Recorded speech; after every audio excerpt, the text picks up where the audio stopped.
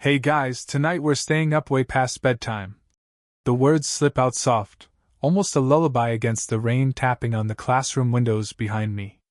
It's past midnight, and the only light in here is the blue glow of my phone screen, propped against a stack of dusty textbooks on the teacher's desk. The fluorescent tubes overhead hum like they're trying to remember a song, flickering every few seconds, just enough to make the shadows on the whiteboard twitch. Somewhere down the corridor, a locker door sighs shut on its own. You probably won't make it to morning after this one. So, before you get comfortable, take a moment to like the video and subscribe, but only if you genuinely enjoy what I do here. Drop your location and local time in the comments. Let's see how far these halls stretch tonight. Now, dim the lights, maybe crack open a window for that midnight breeze, and let's walk the halls together. I'm sitting in room 204, the one with the cracked periodic table poster curling at the edges. Outside, the storm keeps time with my pulse. The building is supposed to be locked.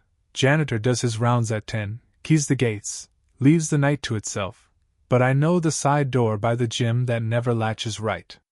I've slipped in here after hours since sophomore year, chasing the kind of quiet you only find when everyone else has gone home. Tonight, though, the quiet feels crowded. It started this morning, 7:42 a.m., same as every Tuesday.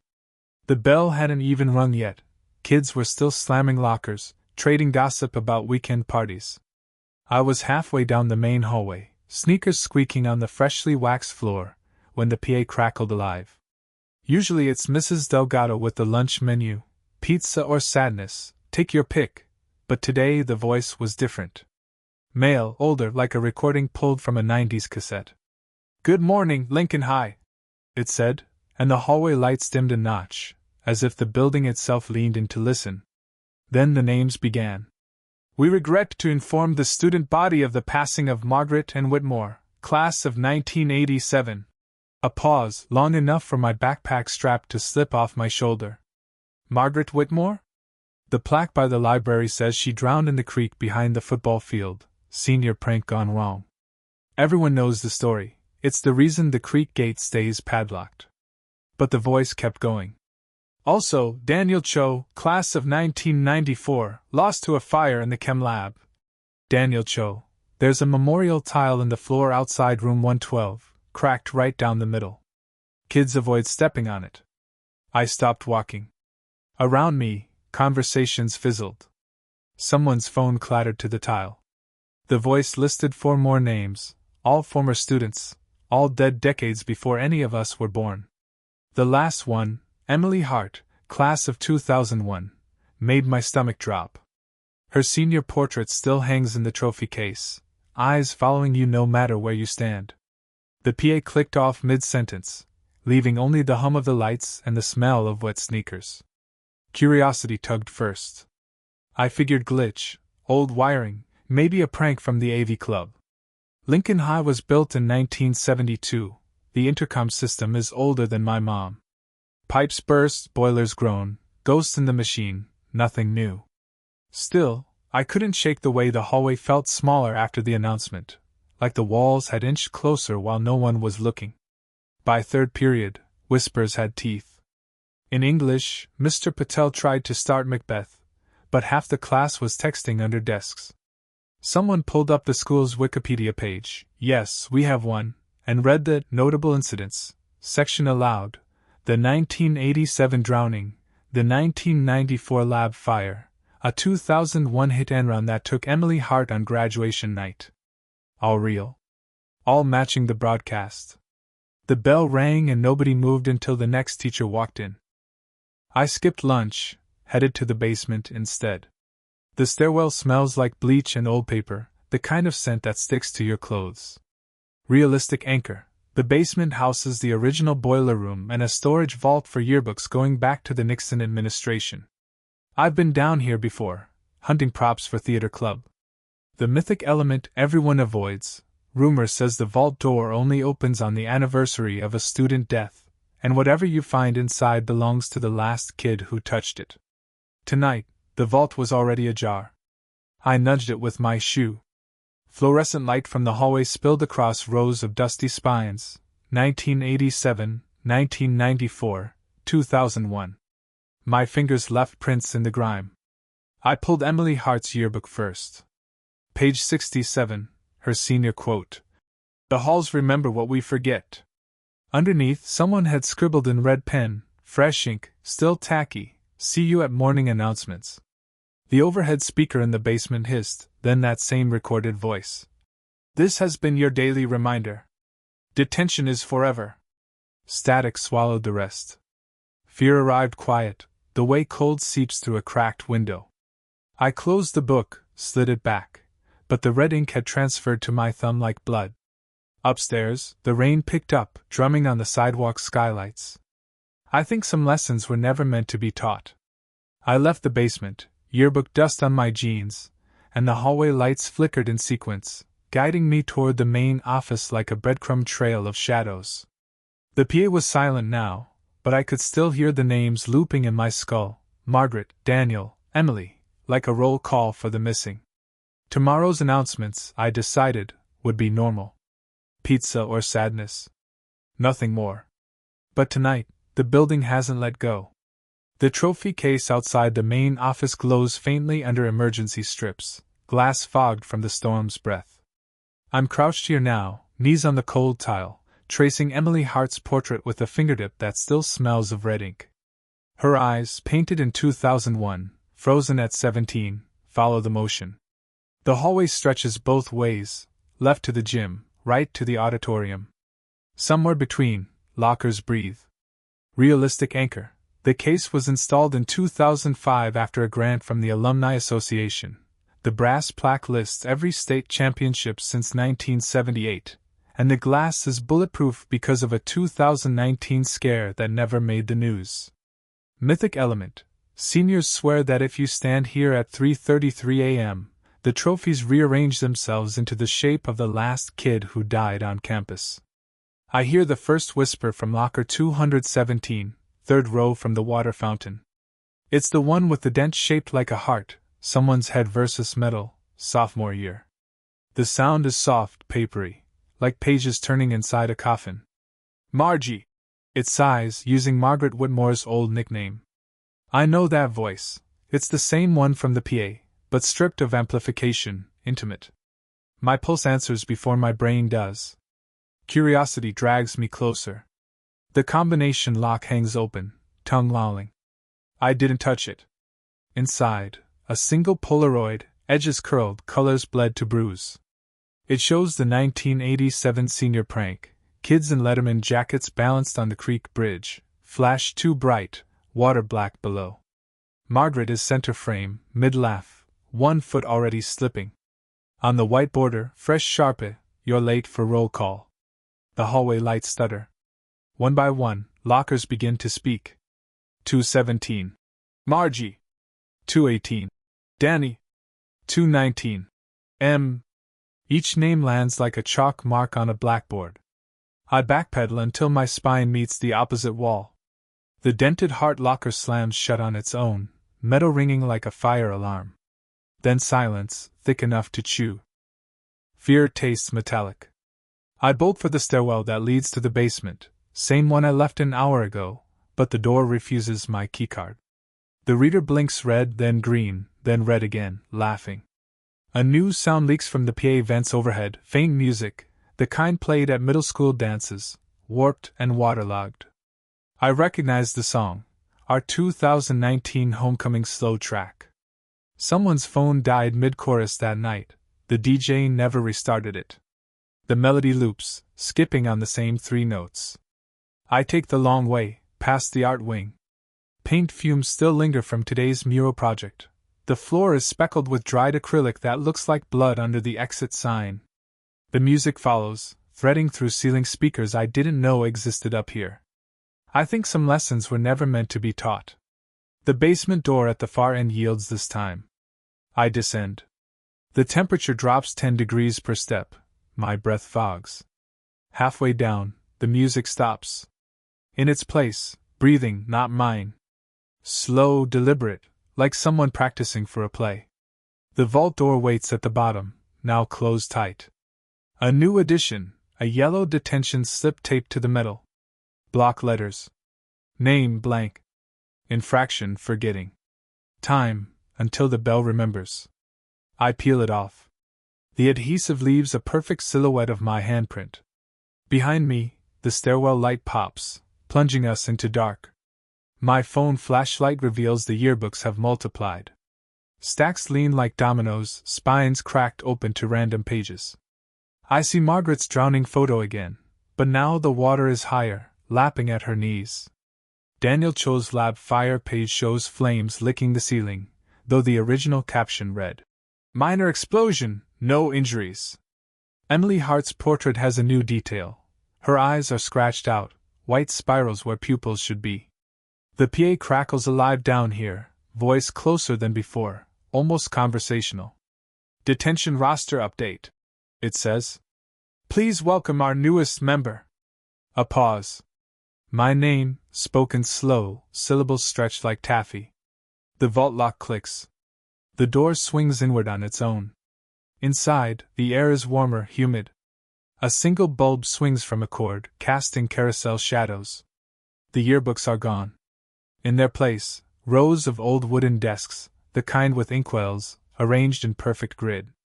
Each desk holds a composition notebook, cover labeled with a year. 1987, 1994, 2001, and one blank, waiting.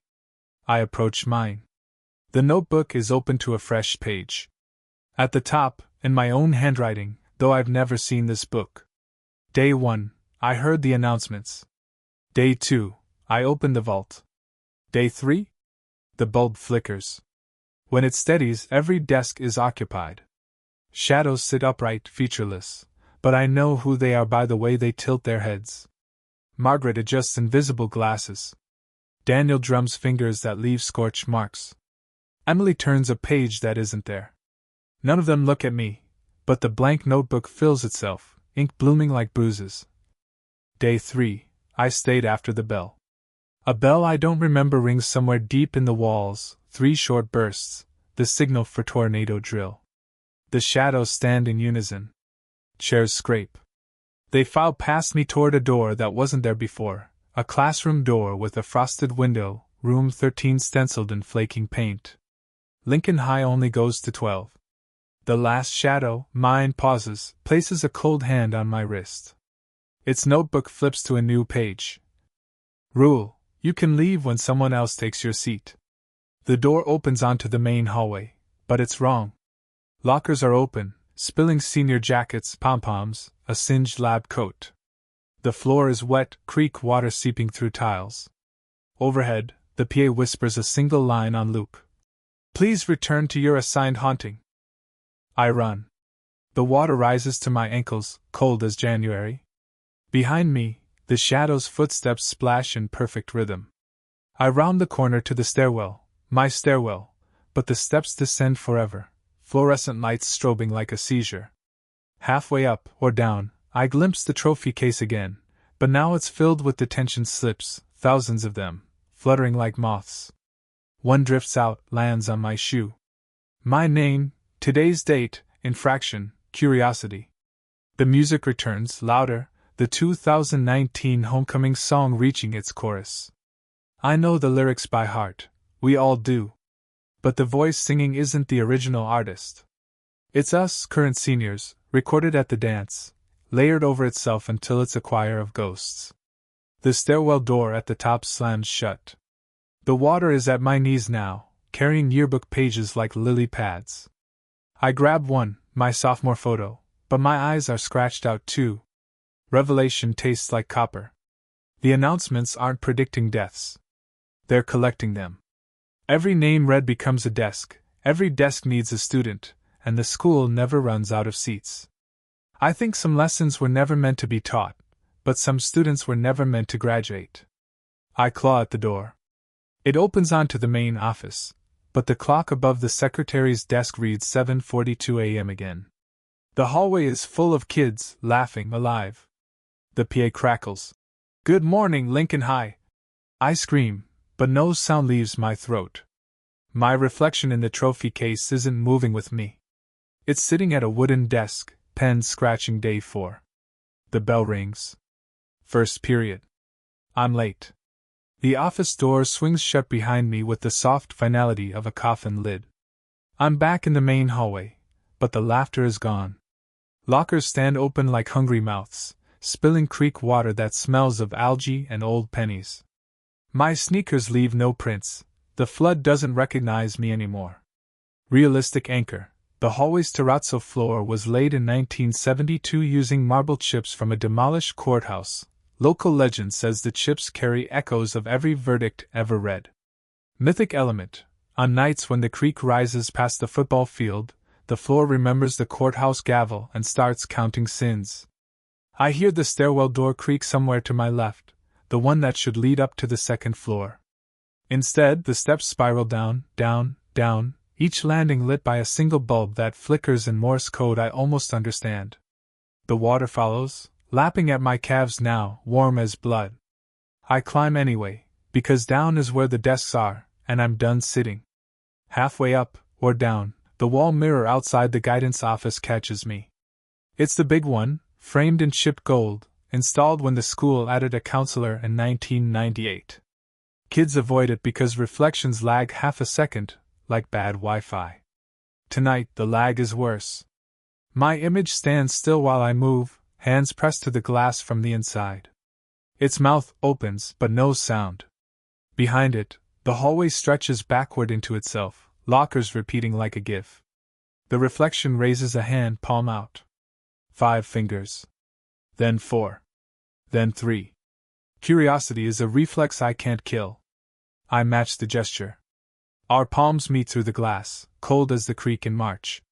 The mirror ripples like water. My reflection smiles, not my smile, too wide, teeth too even. It steps forward. I step back.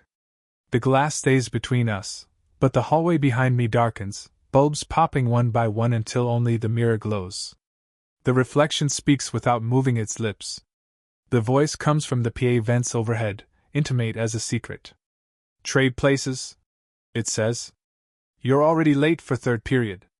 I look down. My wrist bears a detention slip, same yellow paper, but now the infraction reads, reflection. The mirror me lifts the slip, folds it into a paper boat, sets it sailing on the flood.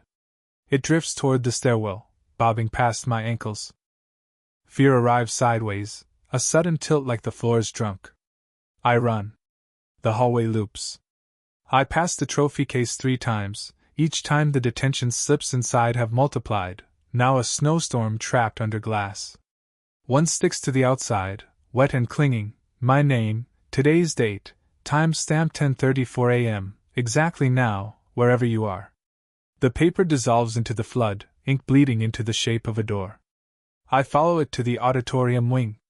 The double doors are propped open with a janitor's mop bucket, water pouring out like the building's crying. Inside, the stage lights are on, house lights off. Rows of seats filled with shadows wearing Letterman jackets, cheer uniforms, lab coats charred at the cuffs. They don't turn when I enter. On stage, a single microphone stands under a spotlight. Behind it, the backdrop is a blown-up yearbook page, my sophomore photo, eyes scratched out, but the smile is mine now. The PA crackles. Please welcome our substitute speaker. The shadows applaud, a sound like rain on a tin roof. I'm on stage before I decide to move. The microphone is warm, pulsing. When I lean in, the flood rises to the edge of the apron, lapping at the orchestra pit. I see my reflection in the polished wood floor, but it's standing in the audience, clapping hardest. I speak without meaning to. Roll call, I say, and the shadows answer. Margaret Whitmore. A girl in the front row stands, water streaming from her hair. Daniel Cho. A boy beside her, sleeves smoldering. Emily Hart. She's in the balcony, waving like prom night. The list grows. Names I don't know, classes before my parents were born. Each one stands, dripping, until the auditorium is a standing ovation of the drowned, the burned, the lost. The microphone grows heavier, rooting me in place. My reflection climbs the stage steps, slow clap echoing. It stops an inch away. Same height, same scars on the knuckles from last year's bike crash. But its eyes are mirrors, reflecting me reflecting it, infinite regression. It whispers, lips brushing the mic. Time loops almost up. One of us graduates tonight. The flood surges, knee-high now, carrying desks from the basement, wooden, inkwells glinting. They arrange themselves in perfect rows, facing the stage. Empty. Waiting. Revelation is a cold splash. The announcements aren't obituaries. They're auditions. Every morning, the PA reads the roster of who's next to fill a seat. The mirror is the prompter, the flood the stage manager. I think some lessons were never meant to be taught, but some students were never meant to leave the stage. My reflection reaches for the microphone. I pull it closer. Our fingers overlap, mine warm, it's ice. The shadows hush. The spotlight narrows to a pinprick on my face. I see the exit sign above the back doors, red letters swimming in the flood. 10 feet away. Maybe 12. I speak into the mic, voice steady for the first time. Class dismissed. The shadows gasp. My reflection flinches.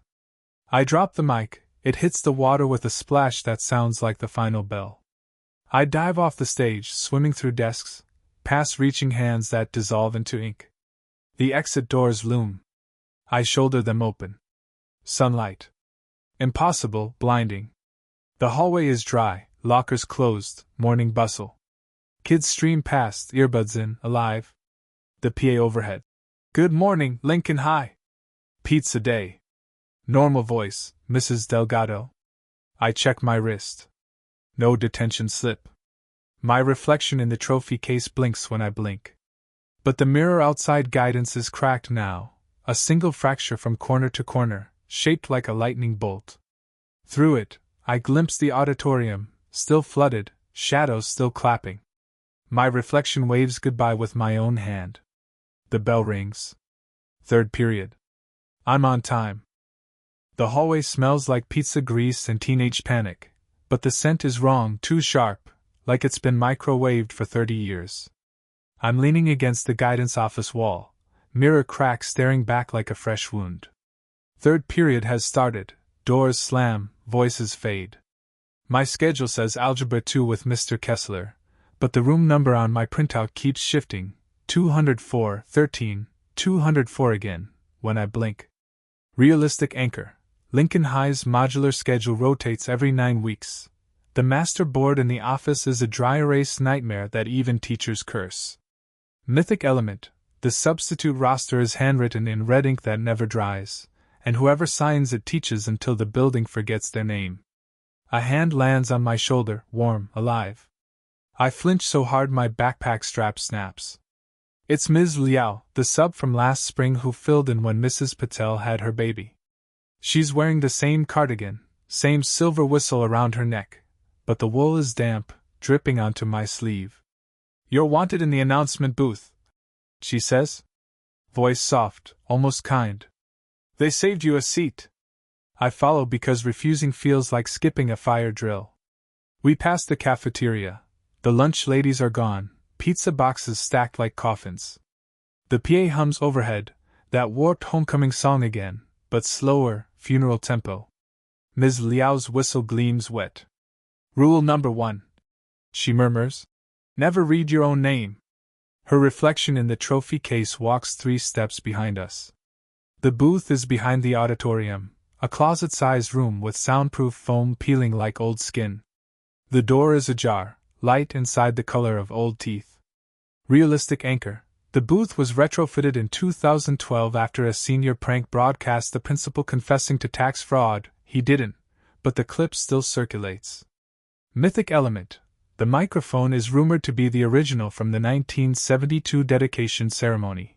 Every voice that touches it leaves an echo that never graduates. Inside, the equipment is vintage, reel-to-reel decks, a turntable, a cassette player with teeth marks on the eject button. The chair swivels to face me. It's occupied by a shadow wearing my hoodie. The hood is up, face invisible, but the sleeves are too long, fingers dangling like loose threads. A yellow legal pad rests on the console, script for tomorrow's announcements. Top line. We regret to inform. The rest is blank, waiting for ink. Ms. Liao closes the door. The click echoes like a locker slam. Sit, she says. The curse needs a new voice. She produces a pen, my pen, the one I lost in sophomore English. The shadow in my hoodie extends a hand. The fingers are translucent, yearbook pages showing through skin. Curiosity is a bad habit. I take the pen. The shadow vacates the chair, melting into the foam walls. I sit. The seat is warm, pulsing like a heart. The microphone glows, waiting. Ms. Liao leans over my shoulder. Her breath smells of creek water. Read the names, she whispers. Or become one. The legal pad fills itself. Names scroll upward like credits. Margaret, Daniel, Emily, then kids I know. Sarah from Chem, who sits behind me and braids her hair during lectures. Jamal, goalie on varsity, still owes me $5. My own name hovers at the bottom, cursor blinking. I grip the mic. The booth lights dim to red. Outside, I hear the hallway flood again, water seeping under the door, rising to my ankles. The cassette player whirs. A tape labeled, "Master, do not play," spins. My voice, recorded sometime I don't remember, begins the announcement. Good morning, Lincoln High. Fear is a full-body shiver. I try to stand, but the chair belts appear, yellow detention slips woven into restraints. Ms. Liao's reflection in the booth window mouths words I can't hear. The flood is at my knees, carrying composition notebooks. One floats open, my handwriting, day 5, I read the names. The shadow in my hoodie reappears, now wearing Ms. Liao's cardigan. It sits on the console, legs swinging. Trade, it says in my voice. You read, I graduate. It points to the script. Sarah's name glows. If I say it, she's next. If I don't, I stay. Revelation tastes like copper and pizza grease. The substitute isn't a person. It's the opening act, the warm-up before the main event. Every year, a new voice signs the roster, reads the curse, feeds the desks. Ms. Liao was last year's senior prank, she never left. The whistle around her neck is a hall pass to eternity. I think some lessons were never meant to be taught, but some teachers were never meant to retire. I tear the legal pad in half. The names bleed red, pooling on the console. The shadow lunges. I shove the mic into the flood, sparks hiss, the smell of burnt plastic. The cassette explodes in confetti of magnetic tape. The belts dissolve. I'm free. The door bursts open. Sunlight again, dry hallway, normal chaos. Ms. Liao is gone. The booth is empty, equipment cold and dusty, legal pad blank. But the microphone is warm, and when I touch it, my fingerprint stays, black ink, permanent. The PA overhead crackles. Attention, students. Due to technical difficulties, morning announcements are cancelled. Mrs. Delgado sounds relieved. The bell rings. 4th period. I walk to Algebra 2. Room 204 is real this time. Mr. Kessler writes equations on the board. Sarah waves from the back, braids swinging. Jamal tosses me a $5 bill. I catch it. Normal. But in the margin of my notebook, fresh ink, day 6, I broke the mic. 4th period ends with the bell that always sounds like a cough. I'm in the hallway again, $5 bill crumpled in my fist, Sarah's braids still swinging in my peripheral vision. The flood is gone, but the floor shines too bright, like it's been waxed with something thicker than polish. My sneakers leave faint red prints, ink from the torn script, or maybe something else. Realistic anchor, the janitorial closet at the end of B-Wing Store's industrial floor stripper in gallon jugs labeled Crimson Clean, do not ingest. Mythic element, every November 11th, the stripper turns the color of fresh blood for exactly 1 hour, and anyone who steps in it carries the school's memories in their souls.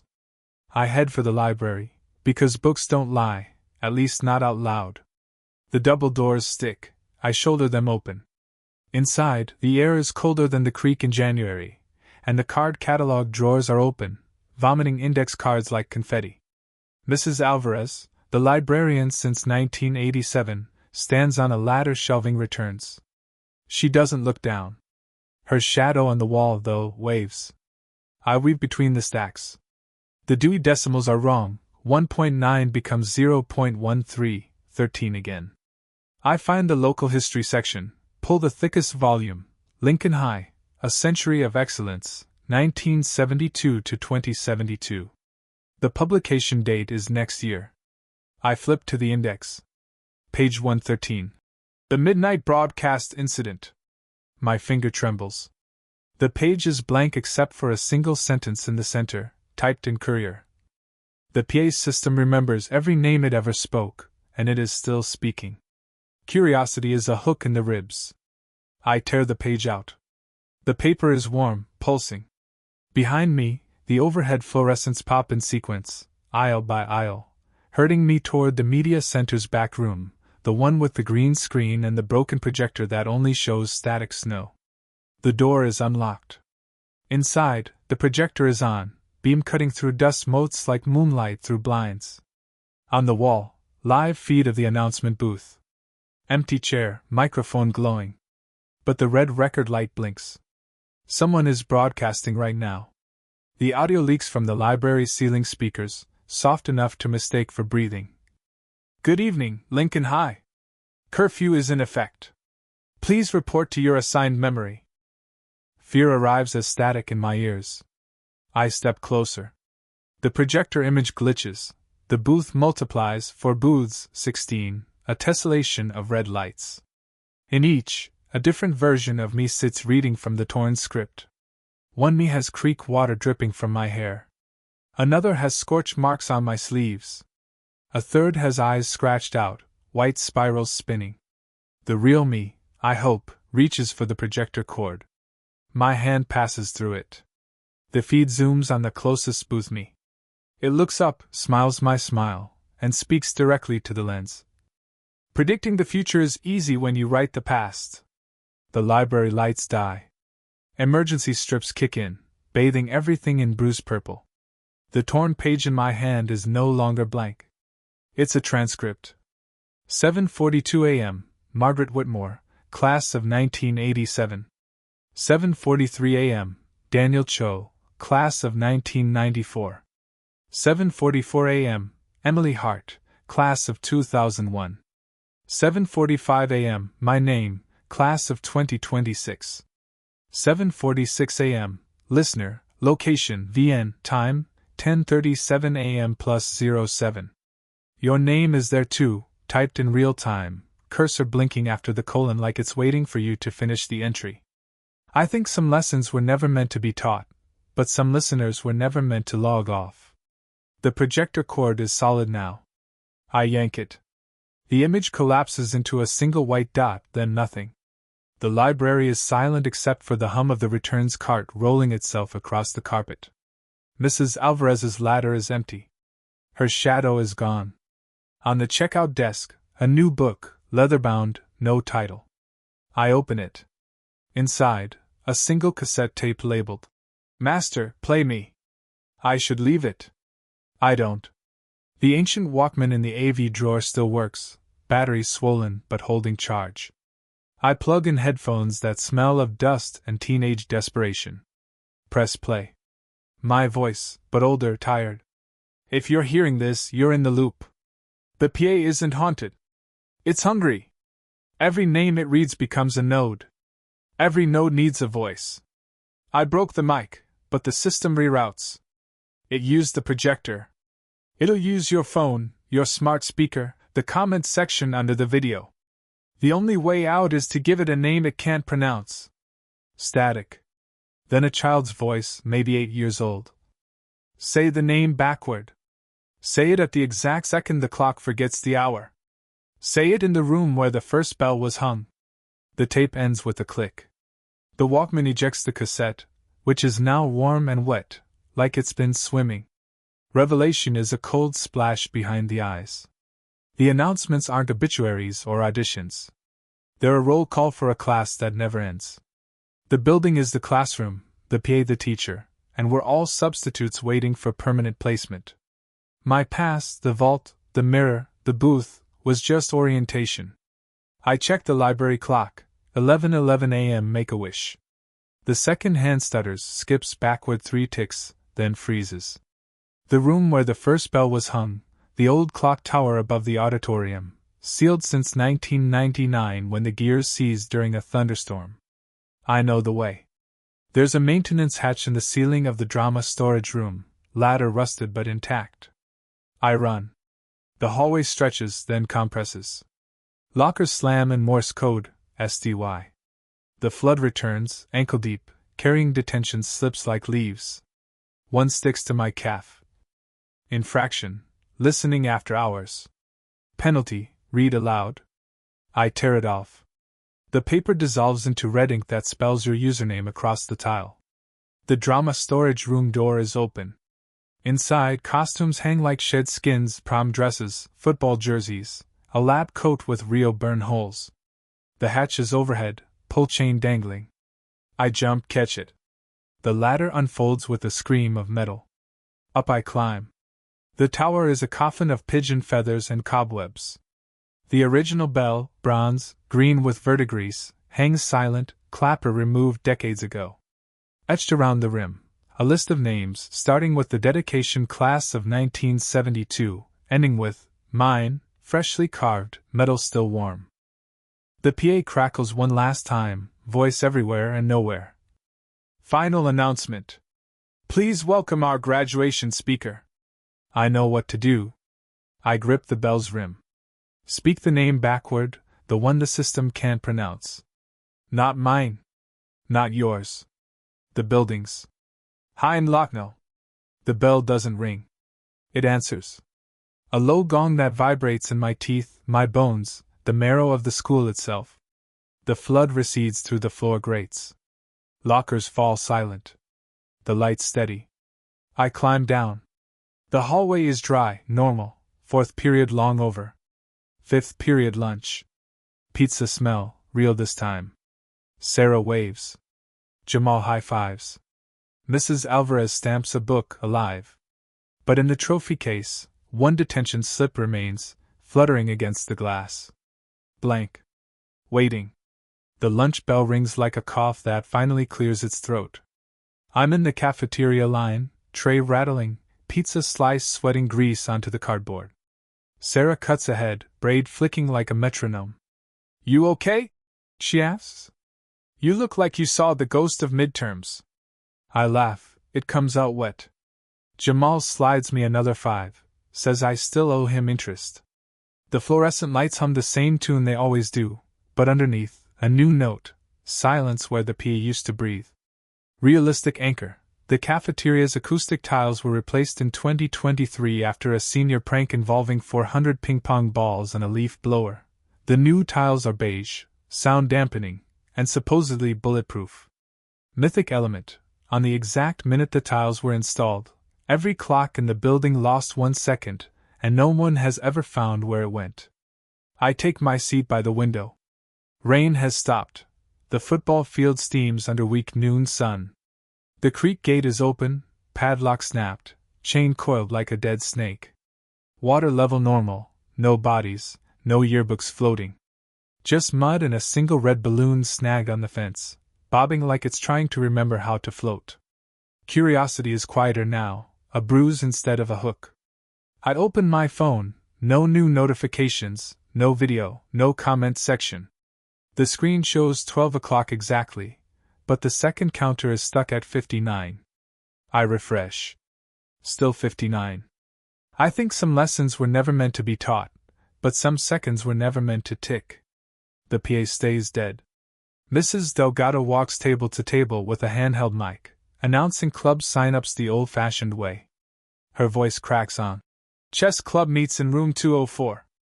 Room 204, my midnight classroom, feels farther away than the moon. Halfway through lunch, the lights flicker once, not a stutter, a blink. Every head turns. The emergency broadcast tone, 3 rising beeps, leaks from the ceiling, but no voice follows. Just static shaped like breathing. Then nothing. Kids shrug, go back to fries. I don't.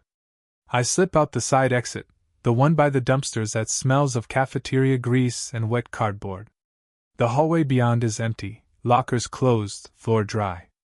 But the trophy case is different. The glass is gone, shattered outward, shards glittering like hail. Inside, every trophy has been replaced by a single object, a yellow detention slip, edges curled, ink faded to rust. Thousands of them, layered like sedimentary rock. One sits on top, pristine. My name, today's date, infraction, silence. I pick it up. The paper is warm, heavier than it should be. When I turn it over, the back is a mirror, tiny, polished, reflecting the hallway behind me. In the reflection, the lockers are open again, water ankle deep, shadows and desks. My reflection stands among them, holding the same slip, mouthing words I can't hear. It raises a finger to its lips, shh. Fear is a soft thing now, like cotton in the ears. I fold the slip into a paper airplane, launch it toward the creek gate. It sails straight, lands on the water, floats. The red balloon detaches, drifts upward, pops against the goalpost with a sound like a period at the end of a sentence. Revelation arrives gentle, almost kind. The PA isn't broken. It's listening. Every name I refused to read, every second I stole back, every backward syllable, it's all recorded in the silence between heartbeats. The building doesn't need announcements anymore. It has us, our footsteps in the wax, our laughter in the tiles, our midnight confessions in the dark. The desks are full. The roll is complete. I walk back inside. The cafeteria is packing up, 5th period bell in 3 minutes. Sarah saves me a seat on the bus loop. Jamal owes me change. Mrs. Alvarez waves from the library door, alive, cardigan dry. The mirror outside guidance is whole again, no crack, my reflection moving when I move. But as I pass the announcement booth, the door, locked since 2012, stands open. Inside, the microphone is gone. In its place, a single cassette tape on the console, label handwritten in red. Play when you're ready to graduate. I leave it. The door closes behind me with a soft click, like a page turning. 6th period. The day ends. The building exhales. The hallway lights dim to their nighttime setting, a slow fade from white to amber, the way the sky forgets the sun. I'm alone again, but not. The echo of your typing, your breath against the screen, lingers in the vents. Outside, the creek runs quiet, gate chained but unlocked, balloon ribbon tangled in the fence like a bookmark. Lockers stand sentinel, doors shut, combination dials frozen at 0. The trophy case is empty now, glass intact, reflecting only the ceiling tiles and the faint outline of a handprint that isn't mine. Somewhere, a clock loses another second, no one notices. I walk the perimeter once more, sneakers silent on the dry terrazzo. The PA speakers are dark, but if you press your ear to one, you might hear the softest hum, not electricity, not voices, just the building breathing in its sleep. The detention slip in my pocket has dissolved into lint and memory. Rain starts again, gentle, washing the football field clean. The red balloon is gone. The creek carries nothing but moonlight. You can leave now. The doors are unlocked. The bell won't ring again until tomorrow, and tomorrow the announcements will be pizza or sadness, nothing more. But if you stay, if you listen past the hum, past the rain, past the hush of empty desks, you'll hear it, one name, whispered backward, waiting for the next voice to mispronounce it. Sleep if you can. The halls remember.